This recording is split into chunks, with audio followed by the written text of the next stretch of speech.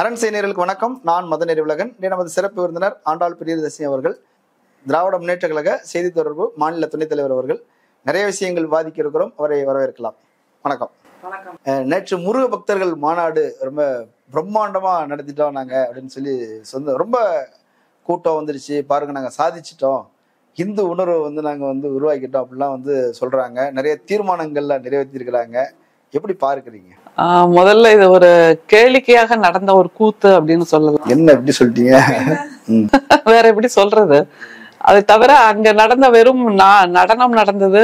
அப்புறம் கொஞ்சம் நம்முடைய நாட்டுப்புற கலைஞர்கள் ஆடினாங்க. அதுக்கு நான் நிஜமாவே வணக்கம் சொல்றேன். ஏன்னா அவர்களுடைய மரியாதையை கொடுத்து அவர்களை ஆட வைத்திருக்கிறார்கள். அது ஒண்ணு. அடுத்தது ஒரு அம்மா பேசினாங்க, கனிமொழி என்ற பெயர். அது கனிமொழி என்ற பெயரே திராவிடம் கொடுத்த பெயர். அதனால அது ஒண்ணு. ஆனா அவர்கள் பேசியது முற்ற முழுக்க அந்த இந்துத்துவா சார்ந்து சங்கிகளின் குரலாக தான் ஒலிச்சுது. அதுக்கப்புறம் அங்க பேசிய எல்லாருமே நம்முடைய தலைவர்கள்னு சொல்லவா என்னன்னு சொல்றது எனக்கு தெரியல. ஏன்னா அங்க அதிமுக என்று சொல்லப்படக்கூடிய, நான் எப்பவுமே அதிமுகவை அண்ணா திராவிட முன்னேற்ற கழகம்னு சொல்லி கொச்சைப்படுத்துறதே கிடையாது. அமித்ஷா, டெல்லி, மோடி கூட்டம், அப்படிப்பட்டவர்கள் தான் மேடையில் இருந்தாங்க. அப்புறம் தமிழ்நாட்டில் இருக்கக்கூடிய அவர்களின் கூட்டணியில் இருப்பவர்கள் மேடையில உட்கார்ந்துருந்தாங்க. எல்லாருமே வாய்மூடி மௌனியா உட்கார்ந்துருந்தாங்க. திராவிடத்தை அழிப்போம், திராவிடத்தை வேறொருக்க முருகனே நீ எங்களுக்கு அருள் செய் அப்படின்னு சொன்ன ஒரு கூட்டத்துல இந்த அண்ணா திராவிட முன்னேற்ற கழகத்தின் தலைவர்கள்லாம் மேடை ஏறி தலை குனிஞ்சு உட்கார்ந்துருந்தாங்கிறதே பார்த்தோம். அப்புறம் பேசின நம்முடைய ஆந்திராவோட அமைச்சர் பவன் கல்யாண் பேசினாரு. அதுலயும் பல கேள்விகள் இருக்கு. அடுத்தது முன்னாள் தலைவர் அண்ணாமலை பேசினாரு. அதுலயும் பல கேள்விகள் இருக்கு. அப்புறம் இப்போதைய தலைவர் நயினார் நாகேந்திரன், அவர் நயினார் நாகேந்திரனுக்கு பதிலாக 4 கோடின்னு எல்லாரும் போட்டுக்கிறாங்க இனிஷியலா. சோ அவர் பேசினதுலயும் பல கேள்விகள் இருக்கு. அப்புறம் அங்க மேடைகள்ல முழுக்க முழுக்க காவி உடை அணிந்த சாமியார்கள், ஏன்னா துறவிகள்னு சொல்ல முடியாது, துறவிகள்ங்கிறது ஒரு உயர்ந்த நிலை. இவர்கள் எல்லோரும் காவி வேடம் அணிந்த சாமியார்கள் உட்கார்ந்து இருந்தார்கள். அதுல நீங்க சினிமால எல்லாம் பார்த்திருப்பீங்கல்ல, தலையில உடனே கொண்டை போடுவாங்க, ருத்ராட்ச கொட்டை எல்லாம் போடுவாங்க, திருநீர் எல்லாம் பூசிப்பாங்க. அப்படியாக செட்டப் செய்து வந்தவர்களோ அப்படின்னு எனக்கு தோணுச்சு. ஏன்னா அவர்கள் யார்கிட்டயும் அந்த துறவு நிலைக்கான அந்த ஒரு ஞானம், தெளிவு, இது எதையுமே பார்க்க முடியல. அப்புறம் நீங்க சொன்ன மாதிரி நிறைய தீர்மானங்கள், 6 தீர்மானங்கள் நிறைவேற்றினாங்க. அதையும் நம்ம கேள்வி கேட்கலாம். எனவே கூடினோம், கூப்பாடு போட்டோம், கலைந்தோம், கூடினோம், கூவினோம், கலைந்தோம், அப்படியான ஒரு கேளிக்கை மாநாடாகத்தான் எனக்கு தெரிந்தது. பக்தர்கள் கலந்து கொண்டார்கள், முருக பக்தர்கள் அப்படின்னு சொல்றாங்களே. சரி, இப்போ முருக பக்தர்கள் கூவுறாங்களே, இந்துக்களே எங்கள்கிட்ட வாங்க, இந்துக்களே எங்கள்கிட்ட வாங்கன்னு. இதைதானப்பா ஒரு நூற்றாண்டு முன்னாடி வரைக்கும் நம்முடைய திராவிட தலைவர்கள் சொன்னாங்க. இவர்கள் தான் திராவிடர்கள், இவர்கள் தான் இந்துக்கள், இவர்களைத்தான் நீங்கள் சமமாக மதிக்க வேண்டும்னு சொன்னது இதுதானே. இப்போ ஒரு நூற்றாண்டுக்கு அப்புறம் அவங்களுக்கு திடீர்னு ஞானோதயம் வந்துடுச்சு. எப்படி ஏதாவது மண்டபத்துல எழுதி கொடுத்தாங்களா யாராவது இதெல்லாம் பேசுன்னு? இப்ப எப்படி நாமெல்லாம் ஒரு காலத்துல தீண்டத்தகாதவர்களாக இருந்தோம். பக்கத்திலேயே வந்துடாத, நீ வந்தா தீட்டு, பார்த்தா தீட்டு, உட்கார்ந்தா தீட்டுன்னு சொன்னாங்க. நம்முடைய தாத்தன்கள், நம்முடைய முப்பாட்டன்கள் எல்லோரையும் அங்க பின்னாடி கொல்லப்புறத்துல நில்லு, பக்கத்துல வந்துடாதன்னு சொல்லி விலக்கி வச்சாங்க. இப்போ அவங்க எல்லாம் வேணுமா இவங்களுக்கு? இது இந்து முன்னணி நடத்திய ஒரு மாநாடுன்னு வேற சொல்றாங்க. இடைசாதியினர் தான் சொல்றாங்க. நமக்கு என்னன்னா, எனக்கு கஷ்டமா இருக்கு இந்த சாதியை பற்றி, இடைசாதி அதையெல்லாம் பேசுறதுக்கு கூட எனக்கு கஷ்டமா இருக்கு. ஏன்னா அந்த சாதிய மனநிலையில கடந்து வந்தாச்சு நம்முடைய அரசியல் படுத்தல் அந்த சிந்தனையில தந்தை பெரியாரை வாசிச்சதுக்கு அப்புறம், அண்ணல் அம்பேத்கரை வாசிச்சதுக்கு அப்புறம் இந்த சாதியை பற்றி இவ்வளவு பேசணுமான்னு ஒரு கஷ்டம் இருக்கு. ஆனா சாதியை பிடித்து கொண்டுதான் இவர்கள் நம்மிடம் வருகிறார்கள் என்னும்போது அந்த சாதியை பிடித்து கொண்டே நாமும் அவர்களை வேற இருக்க வேண்டும் என்பதைத்தான் நம்ம அதுல பார்த்தோம். நீங்க இடைசாதின்னு சொல்றதுனால கேக்குறேன், அங்க இடைசாதிகளில் இருந்து பல தலைவர்களை சின்ன சின்ன கூட்டமா இருப்பாங்க இல்லையா, அங்கங்க அவங்களெல்லாம் பார்த்து பேசி கன்வின்ஸ் பண்ணி அவங்கள கூட்டு வந்திருக்கிறாங்க.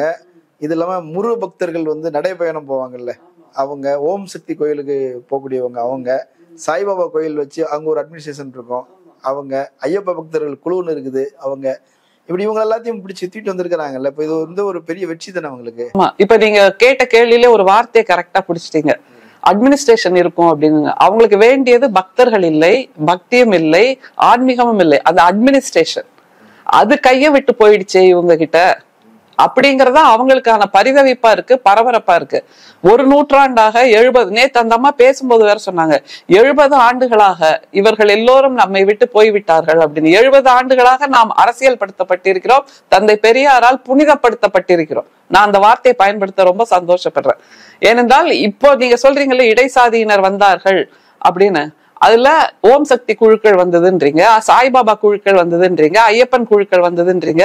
இவங்களை பத்தியே நான் பல முறை பேசியாச்சு. ஓம் சக்தி குழுங்கிறது எதற்காக உருவாக்கப்பட்டது தமிழ்நாட்டுல?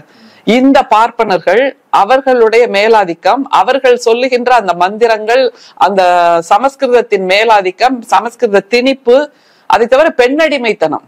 பெண்கள் கருவறைக்குள் வரக்கூடாது, பெண்களை தீட்டுப்படும், நீ பக்கத்துல வந்துடாத தீட்டுப்பட்டுடும் அப்படிங்கிற மாதிரி ஒதுக்கி வைத்த அந்த நிலையெல்லாம் முறித்து போட்டு ஒரு புரட்சியான இயக்கமாக வந்ததுதானே ஓம் சக்தி இயக்கம். அவர்களோட கருவறையில மேல்மருவத்தூர் கருவறைக்கு இவங்க எல்லாம் போய் பார்த்திருக்காங்களான்னு தெரியல.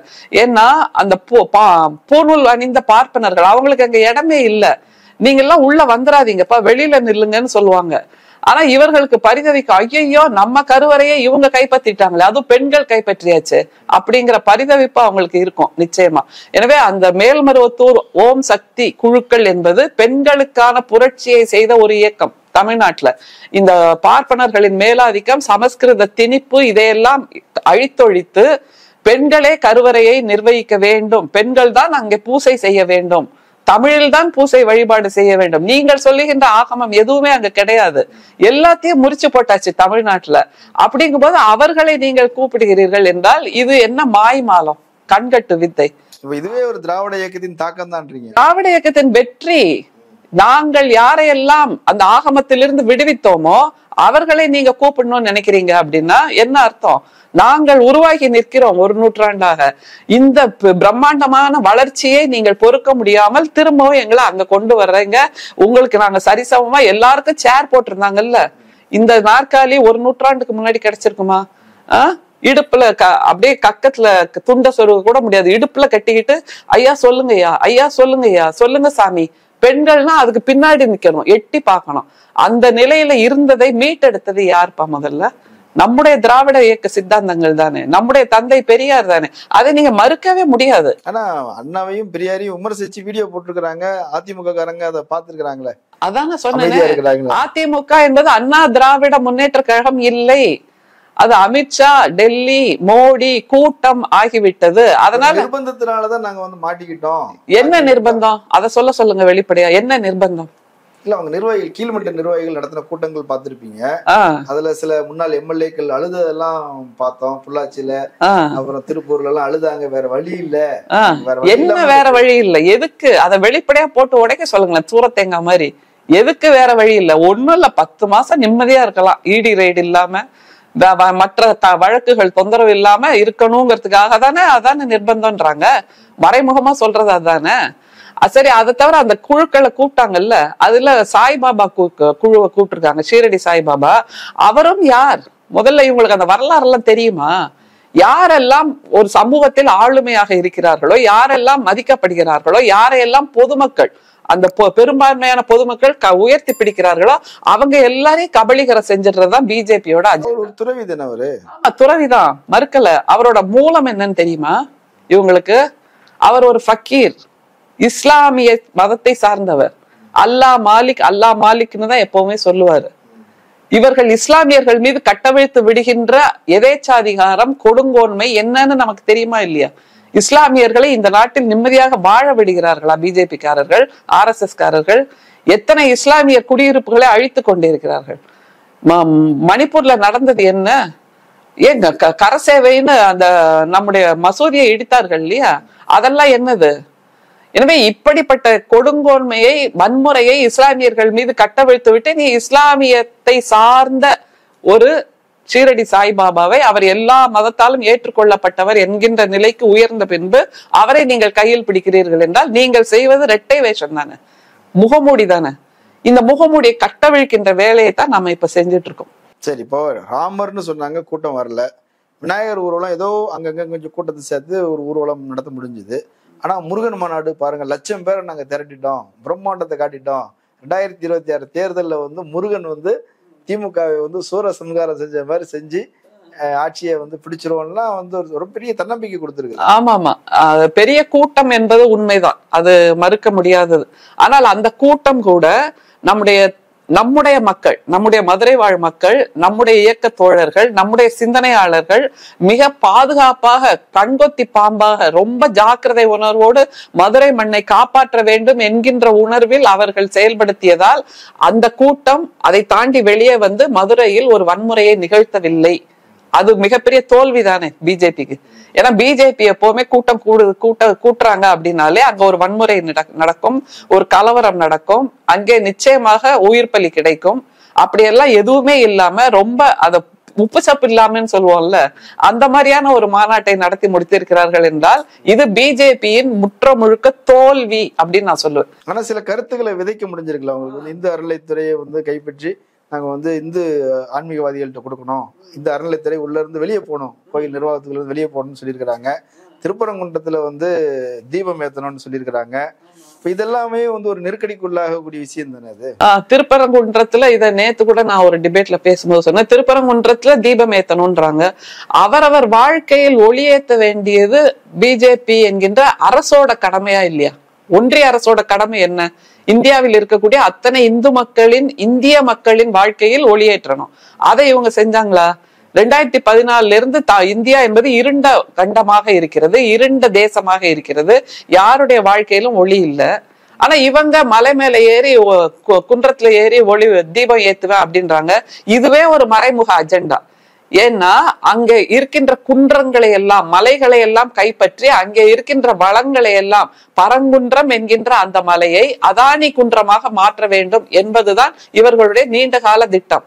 என்ன எப்படி சொல்லிட்டீங்க? அதுல வந்து முருகன் இருக்கிறாரு, சிவன் இருக்கிறாரு, சிக்கந்தர் தர்கா இருக்குது.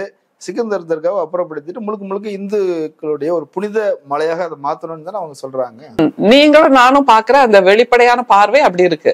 சிக்கந்தர் தர்கா இருக்கு, முருகன் இருக்காரு, சிவன் இருக்காருன்னு. ஆனா இவர்களோட பார்வை வெறுமே தக்கையாக அதுல முடிஞ்சிருமா?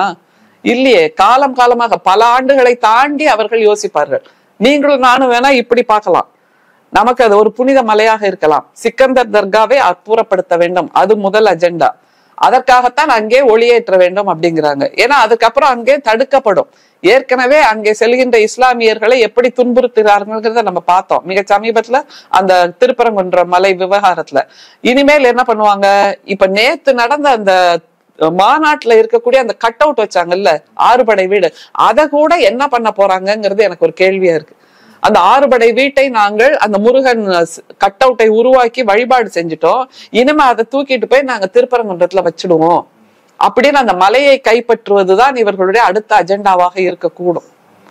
இப்போ சிக்கந்தர் மலையை அங்கிருந்து அகற்றணும்ன்றாங்க. அதை அகற்ற முடியுதா இல்லையாங்கிறது வேற கேள்வி. ஆனா இந்த மாதிரி இந்த மாநாட்டின் சிலைகளை அங்கே கொண்டு போய் வச்சுட்டா அதுக்கப்புறம் அங்கே வரக்கூடிய இஸ்லாமியர்களை நீ இனிமே இங்க வரக்கூடாது அப்படிங்கிற ஒரு தடுப்பை அவர்கள் கொண்டு வருவார்கள்.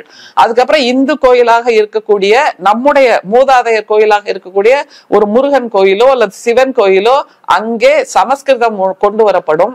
அங்கே அந்த முருகனும் சிவனும் பிரம்மா விஷ்ணு இவர்களுடைய அடித்தோன்றல்களாக அங்கே 2ஆம் தர பிரஜையாக மாற்றப்படுவார்கள். இதெல்லாம் லாங் டேர்ம் அஜெண்டா அவங்களோடது. சரி, அதுக்கப்புறம் அவங்க தீர்மானத்துல கோயில்களை எல்லாம் மீட்க வேண்டும், அரசு அதுல இருந்து வெளியில வரணும் அப்படின்றாங்கல்ல. ரொம்ப சிறப்பான தீர்மானம் தான் சொல்லலாம். ஆனா அவங்க முதல்ல அதை எங்கெல்லாம் நிறைவேற்றணும் தெரியுமா? தமிழ்நாட்டுல அரசு கட்டுப்பாட்டுல இருக்கு. அது மாதிரி திருப்பதி தேவஸ்தானம் அதுவும் அரசு கட்டுப்பாட்டுல தானே இருக்கு. அரசு நிர்வாகம் அப்படிம்பாங்க, அப்ப நம்மளும் அரசு நிர்வாகத்துலதான் இருக்கு. அது மாதிரி வைஷ்ணவ தேவி ஆலயம் ஜம்மு காஷ்மீர் அதுவும் அரசு நிர்வாகத்துலதான் இருக்கு. அதை தாண்டி கர்நாடகா, தெலுங்கானா, கேரளா, மகாராஷ்டிரா, ஒடிசா, ஹிமாச்சல் பிரதேஷ், பீகார், மத்திய பிரதேஷ், ராஜஸ்தான், இத்தனை மாநிலங்கள்ல கோயில்கள் அரசு கட்டுப்பாட்டுலதான், அரசு நிர்வாகத்துலதான் இருக்கு. ஜார்க்கண்ட்ல இவங்களே கொண்டு வந்தாங்க. இவங்களே கொண்டு வந்தாங்கல்ல திட்டத்தை. அப்ப குஜராத்ல கூட அப்படிதான் இருக்குன்னு கேள்விப்படுறோம். அப்ப இதெல்லாம் எப்படி? தமிழ்நாட்டுல மட்டும் இருக்கிற கோயில்களை அரசிட்ட இருந்து விடுவிக்கணும், மீதி பிஜேபி ஆளுகின்ற மாநிலங்கள்ல இருக்க கோயில்கள் அங்கேயே இருக்கணுமா? அது ஒரு கேள்வியா இருக்குல்ல. அது தவிர இந்தியன் கான்ஸ்டிடியூஷன்ல அரசு நிர்வாகத்தில் தான் கோயில்கள் இருக்க வேண்டும் அப்படிங்கிறதுக்கே ஒரு நெறிகாட்டி வழிமுறை கொடுத்திருக்காங்க. 25(2) இருக்கு. 25(2) allows for state regulation of economic and social activities related to religious practices. To prevent mismanagement and ensure accountability. ஏன்னா நம்முடைய முத்தமிழறிஞர் கலைஞர் சொல்வார் இல்லையா, கோயில்கள் கூடாது என்பதல்ல, கோயில்கள் கொடியவர்களின் கூடாரமாக மாறிவிடக் கூடாது. கொடியவர்களின் கூடாரமாகத்தான் இருந்தது ஆங்கிலேயர் ஆட்சி காலத்திலையும். அப்புறம் தான் பொதுமக்கள் போய் ஆங்கிலேயர்கள்ட்ட புகார் கொடுக்கறாங்க. இந்த மாதிரி அங்க உள்ள நிலங்கள், அங்க உள்ள நகைகள், அங்க உள்ள சொத்துகள் எல்லாத்தையும் இந்த பார்ப்பனர்கள் தவறாக பயன்படுத்தி கொண்டிருக்கிறார்கள், அவர்களுடைய தனிப்பட்ட சொத்தாக மாத்துகிறார்கள். சொன்ன உடனே தான் ஆங்கிலேயர்கள் இந்த கோயில் நிர்வாகத்தை ஒவ்வொரு மாநிலமும் பொறுப்பெடுத்துக் கொள்ள வேண்டும் என்று சொன்ன பின்பு நீதி கட்சி அங்கே முதல் முறையாக இந்து சமய அறநிலைய வாரியத்தை உருவாக்குகிறது 1925. அப்போ ஒரு மிக நீண்ட 100 கால வரலாறு நம்முடைய இந்து சமய அறநிலைத்துறைக்கு இருக்கிறது. அதுக்கப்புறம் தான் நான் பல இடங்கள்ல சொல்லியிருக்கேன், சாமி நகையெல்லாம் மாமி நகையானதை கைப்பற்றி திரும்பவும் சாமி நகையாக மாத்தியது இந்து சமய அறநிலையத்துறை. அது மாதிரி கோயில் நிலங்கள், மிக சமீபத்துல சிதம்பரம் போயிருந்தோம்பா. சிதம்பரம் கோயிலுக்கு பக்கத்துல உள்ள ஹோட்டல்ல தங்கியிருந்தேன். பின்னாடி கார் பார்க்கிங், ஒரு 10 அடி தான் இடம் இருக்கு கார் பார்க்கிங்க்கும் அந்த கோயில் நிலத்துக்கு, கோயில் காம்பவுண்ட்ஸும் இருக்கும். எப்படி இது வித்தியாசமா இருக்கு, இவ்வளவு நெருக்கமா கட்டுற அளவுக்கு எப்படி இங்க பர்மிஷன் கிடைச்சது? ஒரு பிரம்மாண்டமான ஹோட்டல். அது கேட்டப்போ கோயில் நிலத்தை அவர்களுக்கு தனியாருக்கு விற்றதே அங்க உள்ள வைதிகர்கள் தான். அப்படியாக கோயில் நிலங்கள் காலங்காலமா மன்னர்கள் கொடுத்துட்டு போனது இல்லை, ஏக்கர் ஏக்கரா. அது யார் கையில இருக்கு, யார் அனுபவிக்கிறாங்க, யார் அதை சொத்தாக சுவாதீனமாக கொள்கிறார்கள்ங்கிறதெல்லாம் நமக்கு தேட முடியல. ஆனால் அவர்கள் தான் இவர்களுக்கு தனியாருக்கு விற்றிருக்கிறார்கள். நீங்க போய் பார்க்கலாம், நான் ஒன்னும் சும்மா சொல்லல. அப்படியாக இப்ப சமீபத்துல நம்முடைய உயர்நீதிமன்றம் ஒரு தீர்ப்பை கொடுத்தது இந்து சமய அறநிலையத்துறைக்கு.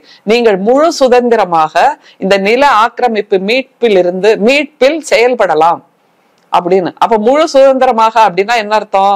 இவ்வளவு நாள் இவர்கள் செயல்பட விடாத அளவிற்கு வைதிகர்கள் அங்கே வழக்குகளை போட்டிருந்தார்கள். அப்படின்னா அந்த வழக்குகள் இனிமே செல்லுபடி ஆகாது. இப்படியாக மிக நீண்ட வரலாறு இருக்குல்ல. அப்ப நீங்க ஏன் தமிழ்நாட்டுல மட்டும் கோயில்கள் அரசு கைவிடணும் அப்படின்னு சொல்றீங்க? அப்ப என்ன சொல்றாங்க? அடுத்தது நம்முடைய சிதம்பரம் கோயில் இருக்குல்ல, அத யாருக்காவது கொடுப்பாங்களா? சிதம்பரம் கோயில் இப்ப வைதிகர்கள் கைதான் இருக்கு. அதை அவர்கள் கையில இருந்து விடுவித்து ஜக்கி வாசுதேவ் கையில கொடுத்துடலாமே. அது மாதிரி மீனாட்சி அம்மன் திருக்கோயில் இருக்கு, அதை அதானி கோயிலாக மாத்தி விடுவாங்களா? அல்லது திருவண்ணாமலை கோயில் இருக்கு, அம்பானி கோயிலாக மாத்திடுவாங்களா? அப்ப யார்கிட்ட கொடுக்கணும்னு நினைக்கிறாங்க? அந்த தனியா அரசு வெளியே வர வேண்டும் அப்படின்னா அது யார்கிட்ட கொடுக்கணும்? அத பக்தர்கள்ட்ட கொடுங்க. பக்தர்கள்னா யாரு? நீங்களும் நானும் இல்ல, நம்மெல்லாம் சாமானியர்கள், எளியவர்கள். அந்த பக்தர்கள் என்ற போர்வையில் சுரண்டுகிறார்கள்ல இந்த பெரும் தலைகள், பெரிய ஞானிகள்னு சொல்லிட்டு, அவங்க கையில தான் அது போகும். பவன் கல்யாண் எதுக்காக வந்தாரு? இப்போ ஜக்கி வாசுதேவோட அந்த ஈஷால என்ன கணக்கு வழக்கு, என்ன வருமானம், எதையாவது நம்மளால கேட்டு வாங்கிட முடியுமா? அப்படியாக ஒரு மூடு மந்திரமாக மாறி போய்விடும் எல்லாமே. அப்படிங்கிறப்ப அது எப்படி நியாயமானதாகும்? இந்த கோயில் சொத்து என்பதே அரசர்கள் உருவாக்கியதுப்பா, மன்னர்கள் பொதுமக்களுக்காக உருவாக்கியது. பொதுமக்கள் 5ம் 10மா அந்த காலத்துல கொடுத்திருப்பாங்க. ஒரு படி நெல்லு கொடுக்குறேன்னு ஒருத்தர் வருவாரு, நான் ஒரு முழம் துணி கொடுக்குறேன்னு ஒருத்தர் வருவாரு, நான் எங்க வீட்டுல இருந்து எண்ணெய் கொடுக்குறேன்னு ஒருத்தங்க வருவாங்க. அப்புறம் சிலை வடிக்கிறவங்களுக்கு எல்லாம் பக்கத்துல நின்று யாராவது கவரி வீசி இருப்பாங்க அல்லது வெத்தலை மடிச்சு கொடுத்திருப்பாங்க, அவர்களுக்கு உணவை கொடுத்திருப்பார்கள். இப்படி பொதுமக்களும் மன்னருமாக சேர்ந்து அந்த நிலத்துக்காக, அந்த சமூகத்துக்காக உருவாக்கினது. மன்னராட்சி முடிஞ்ச உடனே அது இயல்பாகவே மக்கள்கிட்ட தானே வரணும். மக்கள்னா தேர்ந்தெடுக்கப்பட்ட அரசு. சோ தேர்ந்தெடுக்கப்பட்ட அரசுட்டு தானே இருக்கு. இப்போ திரும்பவும் அதை எடுத்து தனியார் கையில் பக்தர்கள், இந்த வாய்மால வார்த்தை இருக்குல்ல, பக்தர்கள்னு ஆரம்பிப்பாங்க. சரி, பக்தர்கள்னு யாருக்காவது விடுவிச்சிட்டோன்னு வைங்க, பை கேஸ், இன் கேஸ் நடக்காதுங்கிறது வேற விஷயம். அப்படி விடுவிக்கப்பட்டால் அந்த பக்தர்கள்ங்கிறவங்க கூட அந்த இடைசாதி மக்கள் இருக்கு, அவங்க எல்லாம் வெளியில போன்னு சொல்லிட்டு இவர்கள் தான் மேலாதிக்கம் செய்வார்கள். காஞ்சி மடம் இருக்கு, அதை நீங்க இயல்பான எளிய பக்தர்கள்ட்ட கொடுங்களேன், எளிய பக்தர். சரி, இப்ப இவ்வளவு இந்துக்கள்னு அப்படி பொங்குறாங்களே நமக்காக, காஞ்சி மடத்துல நிர்வாகத்துல இடைசாதி மக்களுக்கு ஒரு இடம் கொடுங்க. முதல்ல கொடுப்பாங்களா? அங்க உள்ள சமஸ்கிருதத்தை தள்ளி வைத்து விட்டு தமிழ் கடவுள் முருகனுடைய சிலையை அங்க கொண்டு போய் வைங்களேன்.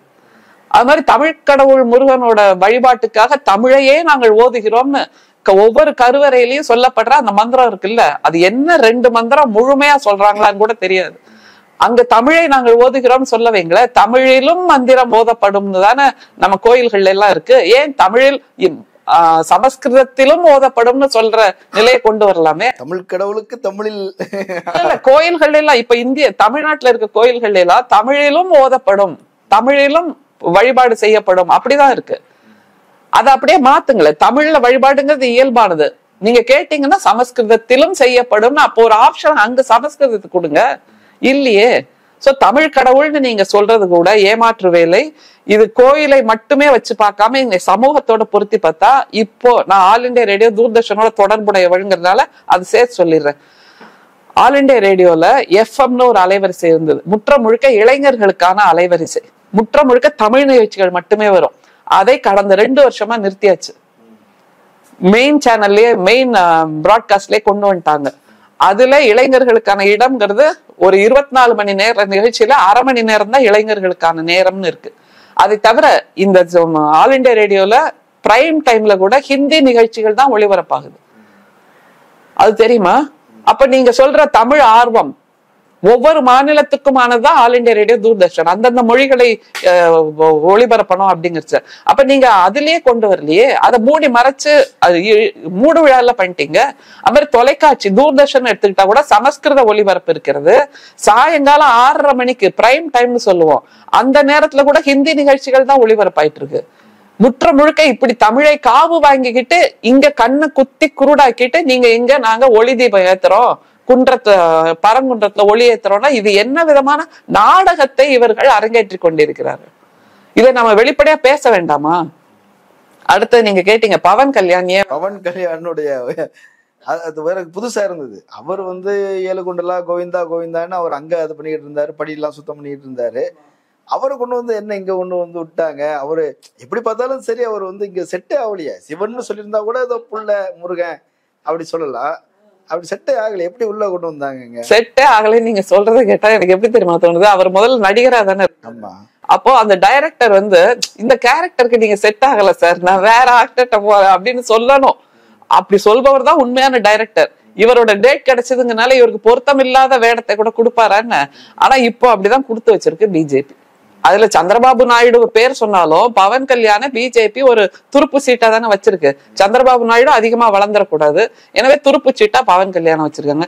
இதே பவன் கல்யாண் தான் அந்த திருப்பதி லட்டு விவகாரத்துல கொழுப்பு சேர்க்கப்பட்ட எண்ணெய் பயன்படுத்தப்பட்ட இல்லன்னு தீர்ப்பு வந்துருச்சு. பட் அந்த நெய்ய கொடுத்தது யார் தெரியுமா?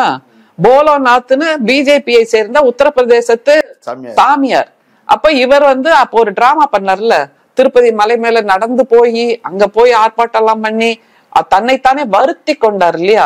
அந்த நாடகம் எதற்காக? அப்ப அந்த நாடகம் இப்போ ஒரு பரபரப்பை, ஒரு குழப்பத்தை, ஒரு ரெஸ்ட்லெஸ்னஸ் தானே உருவாக்கிச்சு அந்த மக்கள் மத்தியில. அதே மாதிரி இப்போ இங்க வந்திருக்காரு, முருகப்பெருமான கையில எடுத்துக்கிட்டு அவர் பேசினதுல எனக்கு ரொம்ப சுவாரஸ்யமா எது தெரியுமா பிடிச்சது? என்னை வளர்த்தெடுத்தது முருகன் தான் அப்படின்ட்டாரு. அடடடடா, முருகனை ஒரு பேபி சிட்டரா மாத்தி விட்டாரு. கோயில் வாசல்ல இவர் கிடந்தாராம், இவரை எடுத்து முருகன் வளர்த்தாரு. அப்படின்னா இவங்களுக்கு இயல்பான வாழ்க்கையே கொடுக்கலையா கடவுள் அப்படிங்கறத எனக்கான ஒரு கேள்வியா இருக்கு. அதை தவிர அவர் சொன்னது தெரியுமா, என்ன தெரியுமா? இந்த முருகனை பற்றி புரட்சி தலைவர் அப்படின்ட்டாரு. முருகன் தான் புரட்சி தலைவர். அதை கேட்டுட்டு வேற அங்க அந்த அதிமுக தலைவர்கள் உட்கார்ந்து இருந்தாங்க. எப்படி இவங்களால டைஜஸ்ட் பண்ணிட்டு உட்கார முடியுது? அதுதான் ஒரு துளி கூட அவங்களுக்கு ஒரு வீர உணர்ச்சி அல்லது தன்மான உணர்ச்சி. நம்முடைய தலைவர்களை யாராவது தப்பா பேசினா நம்ம அங்க உட்கார்ந்து இருப்போமே, முதல் குரல் எழுப்புவோமா இல்லையா? தந்தை பெரியாரையோ நம்முடைய பேரறிஞர் அண்ணாவையோ முத்தமிழறிஞரையோ யாராவது ஒரு வார்த்தை சொல்லிட்டா முதல்ல ஒரு முகத்துல ஒரு சின்ன மாற்றமாவது வரும். எதுவுமே இல்லாம பரபிரம்மமா அப்படியே உட்கார்ந்துருந்தாங்க எல்லாரும். அதையும் பார்த்தேன். புரட்சி தலைவர் அப்படின்னாரு. அது என்ன ஒரு வார்த்தைன்னு பாருங்களேன். தீமைகள் சூழும் போது அதை அறுப்பதுதான் அறம், அதுதான் புரட்சி, அதை செய்பவர்கள் தான் புரட்சி தலைவர்கள். உலகின் முதல் புரட்சி தலைவர் முருகப்பெருமான். அநீதியை அழித்ததால், அனைவரையும் சமமாக நடத்தியதால் அவர் புரட்சி தலைவர்னு ஒரு ஞானோதயம் இப்ப வந்துடுச்சு. இதத்தான் நம்முடைய தந்தை பெரியார் சொன்னார் 1 நூற்றாண்டுக்கு முன்னாக. அனைவரையும் சமமாக நடத்துங்கள் சொன்னாரா இல்லையா? சிம்பிள் பா.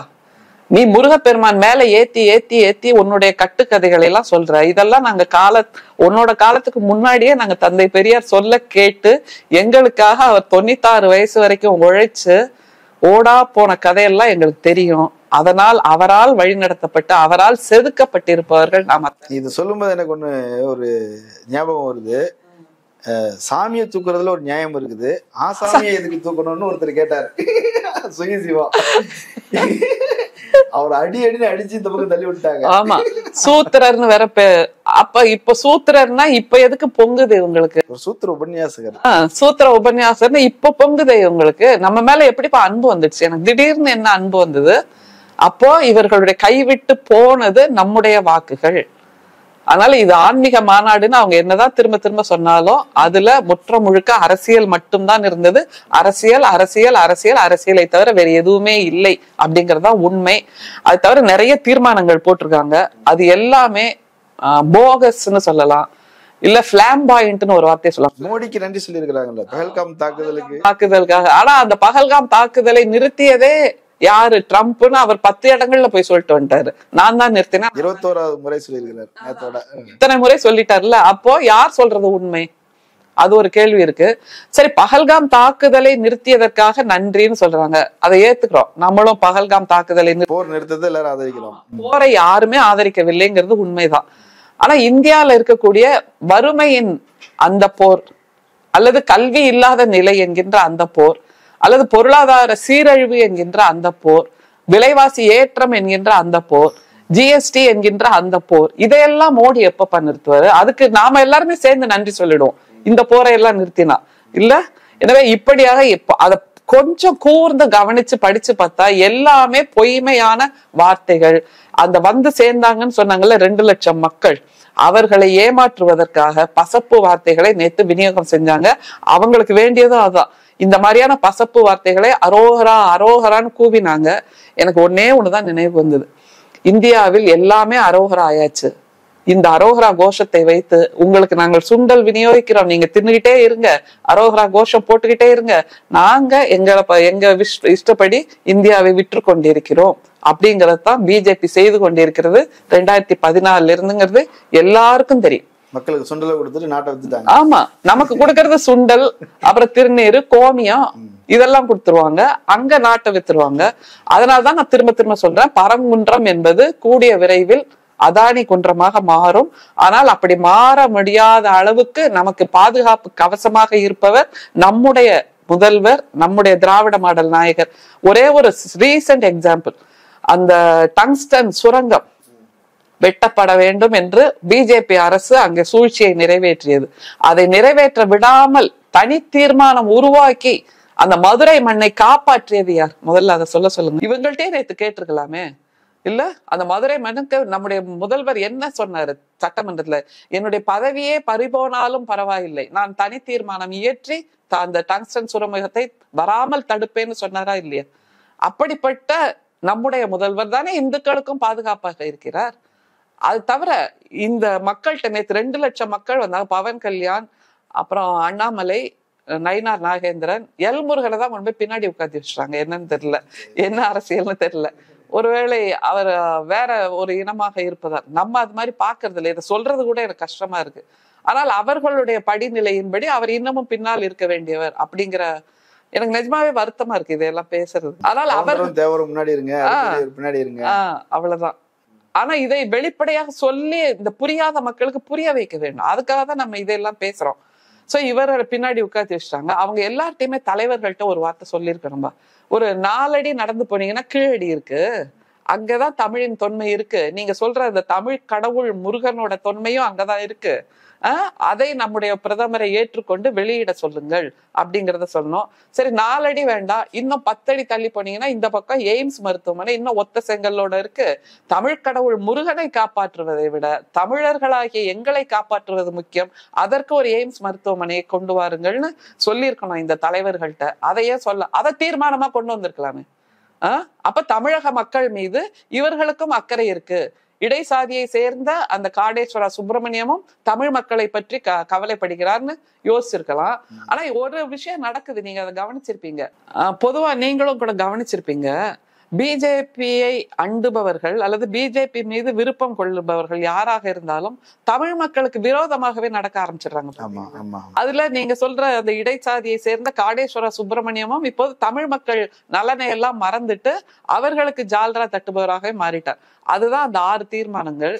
அது தவிர இன்னொன்னு, நம்முடைய பவன் கல்யாண் தான் இதை பேசுறாரு. முருகப்பெருமானை பற்றி இழிவாக சொன்னால் நம் இதயம் நொறுங்க வேண்டாமா? நம்மை காப்பாற்றும் இறைவனுக்கு நாம் நன்றியை காட்ட வேண்டாமா? அநீதியை தட்டி கேட்க எழுவோம் அப்படின்னு இந்துக்களை எல்லாம் ஒருங்கிணைக்கிறாரு. இதைத்தான் நம்ம காலங்காலமா சொல்லிட்டு இருக்கோம். எங்களுடைய முருகனும் எங்களுடைய பிள்ளையாரும் எங்களுடைய அம்மனும் எங்களுடைய கருப்பண்ணசாமியும் எங்களுடைய பேச்சியம்மனும் கூட இந்து கடவுள் தான். உங்களோட விஷ்ணு, உங்களோட பிரம்மன், உங்களோட அந்த நான்முகன், உங்களோட வேதம் இது மட்டுமே இல்லை. எங்களை போன்ற எளியவர்கள் அவர்கள் தான் உண்மையில் இந்துக்கள்ங்கிறத காலங்காலமா சொல்லிட்டு இருக்கோம். பெரும்பான்மை இந்துக்களே நாம தான். அவர்களை நான் இந்துக்கள்னு கூட சேர்த்துக்க மாட்டேன். வந்தேரிகள், வைதிகர்கள், ஆகமக்காரர்கள், இப்படித்தான் நான் அவங்களை அடையாளப்படுத்துவேன். பை சான்ஸ் அவங்களுக்கும் ஹிந்துஸ்ன்ற அந்த ஒரு குடையில வந்துட்டாங்க. அதைத்தான் தந்தை பெரியார் தெளிவா சொன்னாரு. திராவிடர் கழகம் அப்படின்னு ஏன் வைக்கிறீங்க அப்படின்னு கேட்டப்ப அவர் சொல்லியிருக்காரு, தமிழர் கழகம்னு வச்சிருக்கலாமே. அப்படின்னா தமிழர்னு சொல்லிட்டா பார்ப்பனர்களும் உள்ள வந்துருவாங்கப்பா. திராவிடர்னு சொன்னா அவங்க வரவே மாட்டாங்க. அதனால திராவிடர் கழகம் ஒரு வேலி. நமக்கான வேலி. நாம் யாருங்கிறத நிலப்பரப்பால் மட்டும் இல்ல, சிந்தனையால். பவன் கல்யாண் சொன்னார்ல, சமத்துவத்தின் கடவுள், புரட்சி தலைவர் அப்படின்னு. அப்போ எல்லோரும், எல்லாருக்கும் எல்லாம், பிறப்புக்கும் எல்லா உயிர்க்கும்னு சொல்றது நாம. முகத்தில் பிறந்தவர்கள் தான் உயர்ந்தவர்கள் அப்படின்னு 4 வர்ணத்தை சொல்றது அவங்க. அப்ப எப்படி ஒட்டும்? வட துருவமும் தென் துருவமும் மாதிரி இருக்கு, தண்ணியும் எண்ணெயும் மாதிரி இருக்கு. இதை நேத்து போட்டு குழப்பிட்டு இருக்காங்க அந்த மாநாட்டுல. அது தவிர இன்னொன்னு, அந்த எல்லாரையும் கூவ வச்சிருக்காங்க. நான் அந்த கூவ வச்சிருக்காங்கிறத ஏன் சொல்றேன் அப்படின்னா, அதுல உணர்வெழுச்சி அப்படிங்கிறது கிடையாது. நாம் உணர்ந்து கொண்டு அந்த விஷயத்தை சொல்கிறோம்ங்கிறது கிடையாது. அவர் சொல்றாரு நானும் சேர்ந்து கூவணும் அப்படிங்கறதுதான். சோ கருத்தியலாளர்கள் கிடையாது. அவங்க என்ன தெரியுமா சொல்லியிருக்காங்க, நம்ம சுவாமி, நம்ம கோயில், நாமே பாதுகாப்போம் அப்படிங்கிற உணர்வு எல்லாருக்கும் வரணும். இதைத்தான் அவங்க காலங்காலமா 20 நூற்றாண்டா பண்ணாங்க. நம்ம சுவாமி, நம்ம கோயில், நாமே பாதுகாப்போம் தான் பார்ப்பனர்கள் கையில் எடுத்து வச்சிருந்தாங்க. அவர்கள்ட்ட இருந்து கோயில் மீட்பு, நில மீட்பு, அப்புறம் கோயில் நுழைவு போராட்டம், அந்த கோயில் சொத்துகள் பாதுகாப்புன்னு ஆரம்பிச்சது நம்முடைய நீதி கட்சி. ஆரம்பிச்சு பெரும்பான்மை இந்துக்கள் கையில எல்லாத்தையும் கொண்டு வந்து கொடுத்துருக்காங்க நம்முடைய முன்னோர்கள். அதை திரும்ப காப்பாற்றி கொள்ளாமல் நீங்க அத்தனை பேரும் கொண்டு போய் அவங்கள்ட்டே கொடுக்க போறீங்களாங்கிறதா ஒரே ஒரு கேள்வி. அநீதியை தட்டு கேட்க இந்துக்கள் ஒன்றிணைவோங்கிறாங்க. இந்த மாநாட்டின் மூலமாக அவர்கள் செய்த ஒரு விஷயம் என்ன தெரியுமா? இதை பற்றி பேச ஆரம்பித்த அத்தனை நாட்களும் நாம் அத்தனை பேருமே திராவிடர்கள், தமிழர்கள் என்ற வார்த்தையை விட்டுவிட்டு நாமும் இந்துக்கள் என்ற வார்த்தையை திரும்ப திரும்ப பேசிட்டு இருந்தோம். அந்த இந்துக்கள், மதமாச்சரியம், சாதி, இந்த மாதிரியான உணர்வுகளை எல்லாம் விட்டு நம்ம மேலேறி ஒரு நூற்றாண்டு ஆகுது. ஆனா திரும்ப நம்ம அத்தனை பேரையும் கீழே இறக்கி பின்னாடி இழுத்து இந்துக்கள்னு சொல்ல வச்சு, சாதி மட்டும்தான் நம்முடைய அடையாளமா? இப்ப உலகெல்லாம் வெற்றி பெற்று நிற்கிறார்களே தமிழர்கள், அவர்களுடைய கல்வி அவர்களுடைய அடையாளம், அவர்களுடைய வேலை, அவர்களுடைய புலமை, அவர்களுடைய கம்யூனிகேஷன் ஸ்கில், அவர்களுடைய தொழில் திறமை, இதெல்லாம் அடையாளம் இல்லையா? அதுதான் நிஜமான அடையாளம், அதுதான் உண்மையான அடையாளம். இதை பெற்றுக் கொடுத்தது நம்முடைய திராவிட இயக்கங்கள் தானே. அதை மறந்துட்டு திரும்பவும் கொண்டு போய் அங்கேயே அடகு வைக்கிறீங்க நீங்க. அப்படிங்கும்போது இந்த தமிழர்கள், திராவிட தமிழர்கள் நாம் விழித்தெழ வேண்டும். அந்த பிஜேபி என்கின்ற போர்வையில் வந்து கொண்டிருக்கின்ற அந்த சனாதனர்களை நாம் தமிழ்நாட்டிலிருந்து அகற்ற வேண்டும்ங்கிறதான் திரும்பவும் அந்த மாநாடு நமக்கு சொல்லி கொடுத்துருக்கு. நிறைய தகவல்களை சொல்லியிருக்கிறீங்க, மக்களுக்கு பயனுள்ளதா இருக்கும்னு நினைக்கிறேன். கலந்து கொண்டு கருத்துக்களை பகிர்ந்தமைக்கு நன்றி. நன்றிப்பா. நேரிலே மற்றொரு விருந்தினோடு மீண்டும் சந்திக்கலாம். நன்றி. அரண்சை நண்பர்களுக்கு வணக்கம். அரண்சை ஊடகம் சுயேட்சையாக இயங்குவதற்காகவே உருவாக்கப்பட்டது. நாம் செய்கிற வேலை உண்மையிலேயே மக்களுக்காக செய்கிறோம் என்பதை நீங்கள் நம்பினால், வாய்ப்பு இருந்தால் இந்த ரேசர் பே கியூஆர் கோடுக்குள்ளே நீங்கள் அதை ஸ்கேன் பண்ணி எங்களுக்கு உங்களால் இயன்றதை, விருப்பம் இருந்தால் ஆதரவு தெரிவிக்கலாம்.